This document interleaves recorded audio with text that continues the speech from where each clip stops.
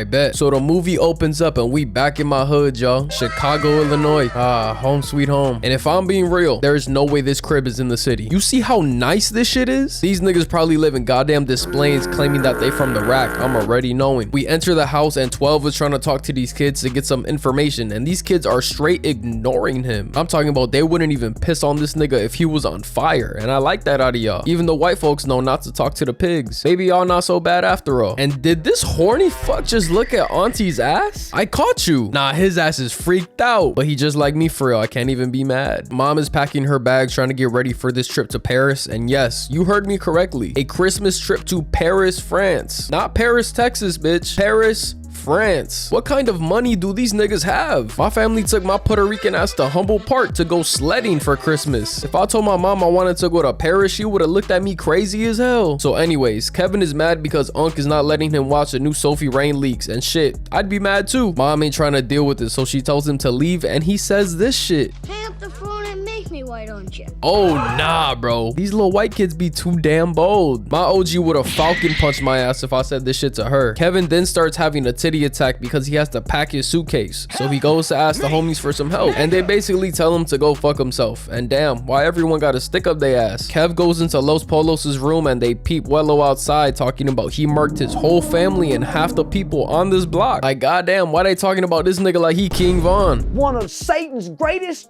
soldiers was King Von. He then looks up and gives the boys a death stare, spooking they ass. And peep my dog Fit, he kinda drippy with it. Like look, gray suit with the black trench coat, beard looking crispy, hair slicked over to the side. Shit, watch out, my dog gonna fuck your well off if you keep playing with him. The pizza delivery guy shows up to the crib, and damn, they was just giving anybody a license back in the day, huh? And this cop is still at the house, like goddamn, go home. His ass is even answering the door and shit like he paid the bills. Ung freeloading ass takes the pizza and peep his face once he hears the total. Bro's pockets are like his hairline, non-existent. I will say though, $122 for pizza is fucking bonkers. And this was 30 years ago. That shit with today's inflation gotta be like $300 easy. And the fucked up part is that there isn't any bevs or nothing. Like, ain't you supposed to get a free one when you order a large pizza? These white folks done got scammed by the pizza spot. Nah, I'm crying. Kevin's dad then tells this cop all the details about their security system and his GG's now. He knows y'all crib is a easy lick. Kev walks into the kitchen looking for the cheese pizza because ain't no way in hell my son is eating this bullshit. That pizza look like it got roaches on that bitch. This the shit you give the homeless niggas, not your son. Turns out Los Polos bitch ass ate all the cheese pizza. Like bro, this shit got here 30 seconds ago. I didn't know Kevin was related to fucking Kirby. Kevin gets mad because duh, and tackles bro knocking milk all over the plane tickets and passports, and the whole family is mad at him. Like ain't no way, it be your own family. Whole bloodline full of ops. Mom grabs Kevin, taking him upstairs, and the pizza guy finally gets paid. But I just have one question. Why the fuck is this nigga still here, bro? Go home. At this point, you're trespassing. Like, why are you still here? His ass is fiending and asks him if they going on vacation. And I promise you, bro, Kevin's mom could not hold fucking water. And she tells the cop that they're leaving tomorrow morning to Paris. And bro says, don't worry, your crib is in good hands. And I know you fucking lying. I wouldn't even trust this man to bag my groceries, let alone wash my fucking house. Cop or not, I don't care. I know he's a phony. I know he's a fake. We get upstairs and listen to this dialogue between a mother and her child. Get upstairs.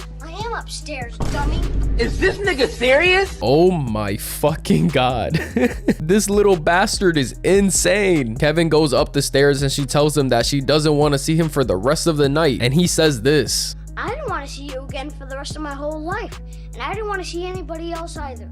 Yo, bro, this nigga violated. Oh my god. Bro, no cap, I'd be mad as hell if some 8-year-old treated my ass like this. Look, even the snow bunny is in disbelief. Like, damn, this little nigga just fried my shit. At this point, you gotta put belt to ass, bro. There's no way he keeps getting away with this. Now, let me tell you, if this child had a single drop of melanin on his skin, oh my god, it'd be over for him. He would have belt marks all over his back, I promise you. Kevin lays on the bed and hold on. This room is kind of vibey. I fought with it. A windstorm overnight cuts out the power, causing the family to oversleep. Now we got 10 people trying to get ready and scramble out the crib as fast as possible. We cut to the taxi driver, and this annoying ass little boy across the street doesn't know how to shut the fuck up. Like, bro, where is your parents? Why are you here right now? You should be home. They do a head count and count this decoy Kevin on accident, thinking that all the kids are in the car. Oh boy, are y'all sadly mistaken. They board the plane, and we cut to Kevin off the wake up, and he's like, damn, these niggas dead ass disappeared. He goes outside and sees the whips are still there, and bro ass is tweaking. He thinks he's a wizard on some Harry Potter shit, and he is having the absolute time of his life. He's jumping on the bed with his shoes on, which is actually insane. He then finds his brother's Playboy magazine, starts doing target practice with a BB gun, and look at this little YN in training. His aim is crazy. He hit every single shot. If this was 2012, he would have had a face contract at his door within 24 hours. Banks would have recruited his ass ASAP. He's even watching a mafia movie while eating ice cream. He really is having the time of his life right now. Mom Dukes finally realizes she left her son at home, and listen, I like you and all. You're fine as fuck. I'm rocking with the classy MILF aura you got going on, but L fucking mom, bro. All I'ma say though, my mother could never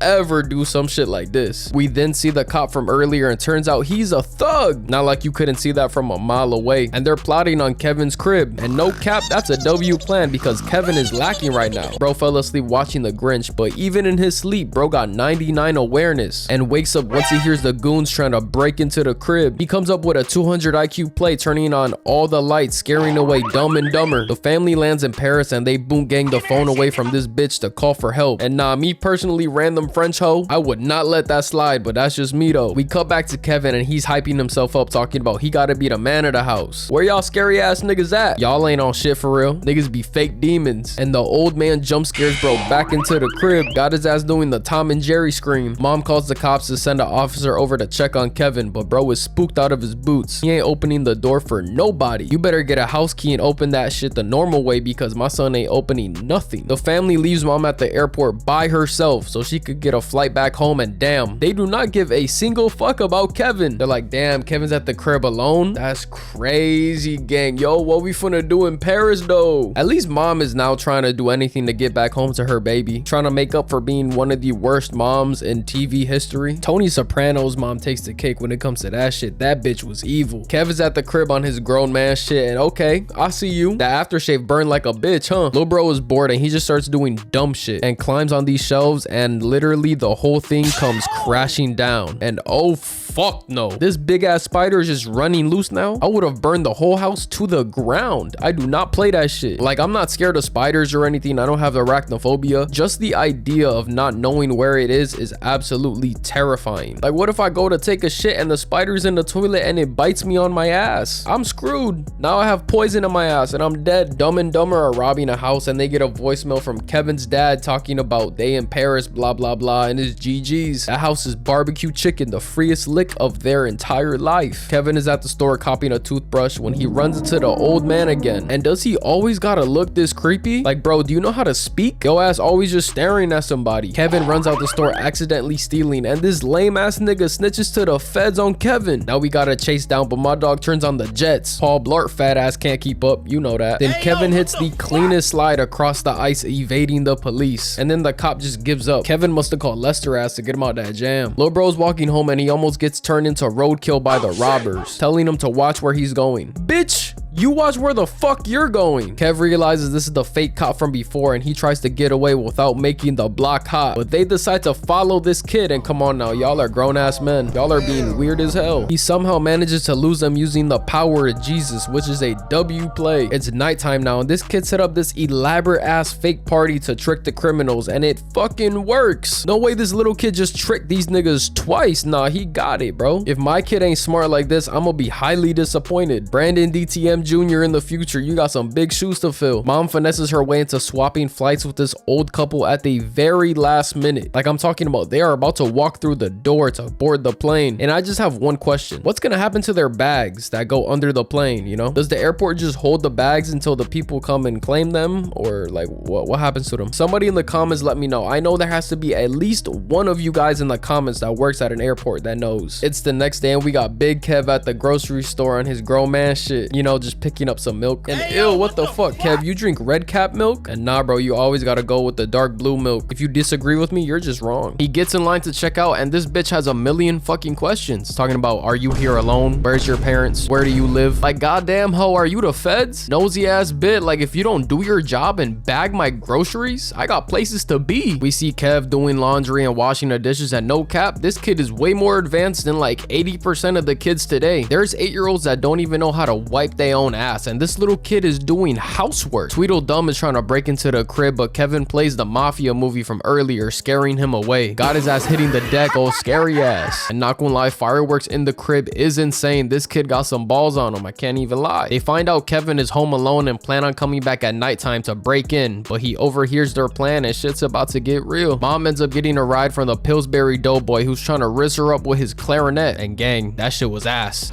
No. Oh my goodness, Valentine! No. Whoa, no! Kevin pulls up on bootleg Santa Claus, who's smoking a Black and Mild, but he doesn't care. He just needs him to deliver a message to the real Santa Claus, saying that all he wants for Christmas is his family back. And when y'all really think about it, that shit is so sad. Bootleg Santa is pretty much like, I'll try, but here, take 3 Tic Tacs instead. Like, thank you, I guess. The fuck I'm gonna do with this shit? Bro is basically walking all over town by himself and ends up at church on Christmas Eve, which is probably where you should be. I ain't gonna lie, that's a smart play by him. And he runs into Wello and they finally have a conversation. Kev has a convo with him about their family, and turns out the old man is cool as hell. He just looks creepy, but he's a chill guy for real. Kev gets back to the crib and decides to lock in. He gotta hold down the fort. I'm the type of nigga stand on business, nigga. One man arm against 50, nigga. My son is cooking, setting up all these booby traps, and I swear to God, this little nigga gotta be part Mexican because he is extremely crafty and efficient. Do you see what he's doing? He built a zip line from his house to the treehouse in 5 minutes. Clock strikes 9 and Kevin grabs his toolie and it's game time. The criminals think shit is sweet and starts clowning Kevin at the door, but he ain't gonna tolerate any disrespect and pokes the gun through the doggy door, shooting bro in his huevos. Got his ass speaking like Donald Duck. So because this nigga is an idiot, he puts his head through the door and comes face to face with the toolie, and lil bro beams his shit. This one goes around the front and slips on the icy steps, shattering his spine. Meanwhile, this one slips on the icy stairs too. Y'all backs are all fucked up. Bro manages to get up and slips on the ice again, literally almost destroying his neck. Like, how is he still alive after that? This guy manages to get into the basement and eats an iron to the face, and I could already see the CTE forming in his cranium. This one finally gets to the front door and grabs the doorknob, completely ignoring that shit is fire red. He got a big ass M imprinted on his hand for the rest of his life now. Like, ain't no way you let an 8-year-old brand you. That's actually crazy. This goofy ends up stepping on a nail and dumbass opens the door, getting the top of his head burned to a crisp. And I'm just wondering, how in the hell did this 8-year-old make a flamethrower? This child is the second coming of Tony Stark, because this is ridiculous. Then we got this dumbass who was already barefoot and stepped on a nail coming through the window, and he looks everywhere but down and steps on glass ornaments, literally cooking his feet. Yo shit gonna end up looking like Shaq's feet. They try chasing Kevin upstairs, but this was such a dumb idea because he hits them both with paint cans, and a fucking yo. This little bastard booby trapped these niggas into the cowgirl position. Oh my